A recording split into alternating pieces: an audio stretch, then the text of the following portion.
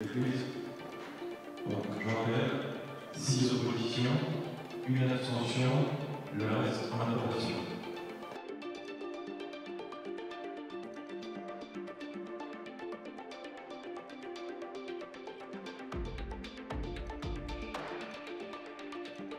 Les conclusions d'Antea, qui ont appelé tous les prestataires de déchets avec les CAP et les fiches d'identification des déchets, c'est 25 tonnes de FIOM peuvent être revalorisées. Un argument, 2023, c'est pas un bon argument.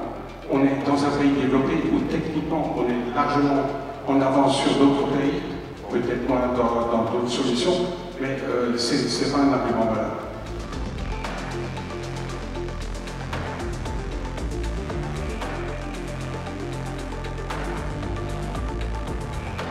On espère bien influencer notamment peut-être les décisions des commissaires pour qu'ils donnent enfin un avis défavorable à ce projet d'enfouissement. Mais c'est surtout aussi, je pense, pour répondre à un gouvernement un peu schizophrène, qui n'entend pas, qui ne voit pas, qui ne comprend pas et qui continue coûte que coûte à maintenir cet objectif de tout enfouir au fond. Alors on se dit qu'il y a anguille sous roche, si on veut tout laisser au fond, depuis 20 ans, c'est que quelque part, il y a des choses louches qui se passent au fond et que l'État ne veut pas qu'on les découvre.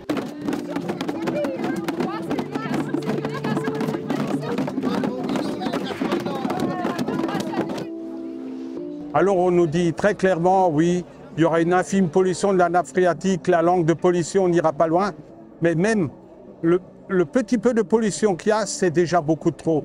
Alors on nous dit, oui, ça sort dans 1000 ans, mais même dans 1000 ans, est-ce qu'on a le droit de laisser ces déchets au fond pour les générations futures?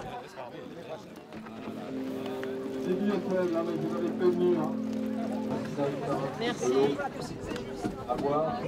Nous, tout ce qu'on demande, c'est qu'ils les sortent et qu'on les voit. Quelque part, si les déchets sont à l'extérieur, ils vont devoir trouver un moyen de les recycler. Et ça, là, c'est la solution de facilité. On laisse tout au fond et on s'en occupe plus. Béchu fera selon ce qu'on lui... forcément, ce que le président lui dira. Mais je pense qu'il est en train de réfléchir quand même à la situation et à ce mouvement de contestation qui est là présent depuis 20 ans et qui est peut-être encore plus violent, plus manifeste aujourd'hui.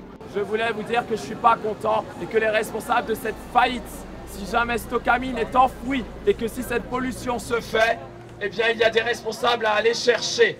Je pense au député Michel Sordi dont Raphaël Schellenberger est le fils spirituel. L'amendement de 2004 qui a été malheureusement à l'origine de certaines autorisations du stockage. Monsieur Sordi, en tant que citoyen de 23 ans qui en avait 4 quand vous avez pris votre amendement, je vous demande des comptes.